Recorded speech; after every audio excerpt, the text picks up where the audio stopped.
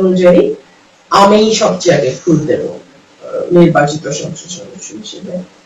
কিন্তু আনফরচুনেটলি দেখা গেল বিএনপি কিছু লোক তারা সেখানে রীতিমতো হামলা চালায়, আমার নেতা কর্মীদের উপরে হামলা চালায়, আমাকে এক পাশে মানে ধাক্কা দিয়ে ফেলে দেওয়ার মতন অবস্থা তৈরি হয়।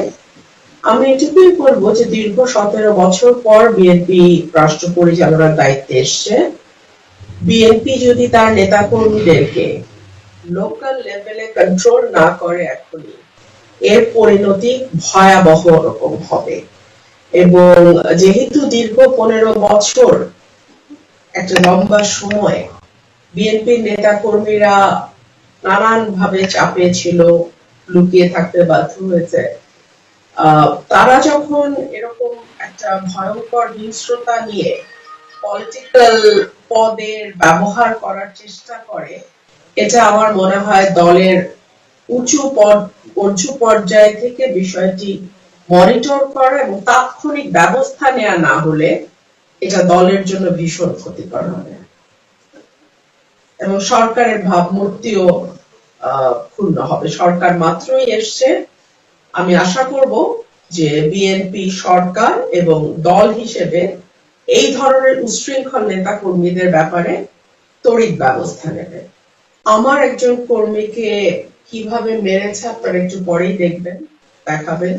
পীযূষ দা আমাদের সাংবাদিক ভাই, ওনাকে রক্তাক্ত করে ফেলেছে।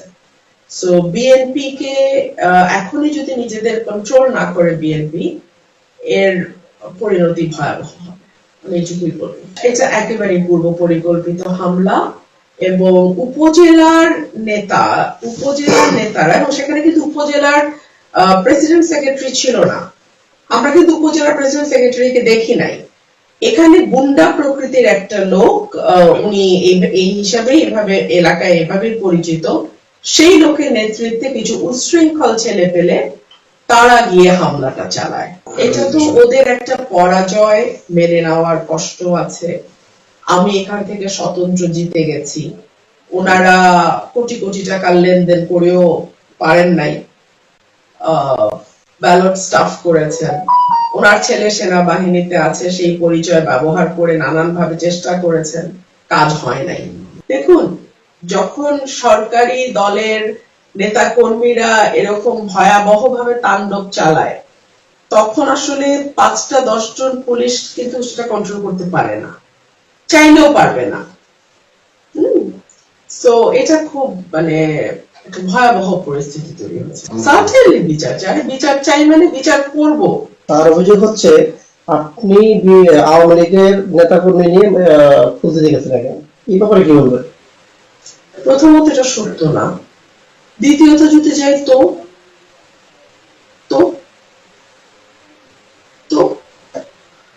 সে পারবে? এই তাহলে এই সরকারের ক্যারেক্টার? প্রথমত এটা সত্য না, দ্বিতীয়ত যদি যাই তো কারো কি উস্কানি আছে এর পেছনে মনে করছেন? উস্কানি তো ডেফিনেটলি, মানে এটা তো একটা দলবদ্ধ সংঘবদ্ধ আক্রমণ দেশীয় অস্ত্র নিয়ে। অশিক্ষিত লিডারশিপ যারা স্থানীয় থাকে তার এক ধরনের পাঙ্গা লড়তে চায়, এটাই আর কিছু। যদি প্রাণনাশের কোনো চেষ্টা হয়ে থাকে, আমি আশা করব সেটা সঠিকভাবে তদন্ত করে সেটার বিচার হবে।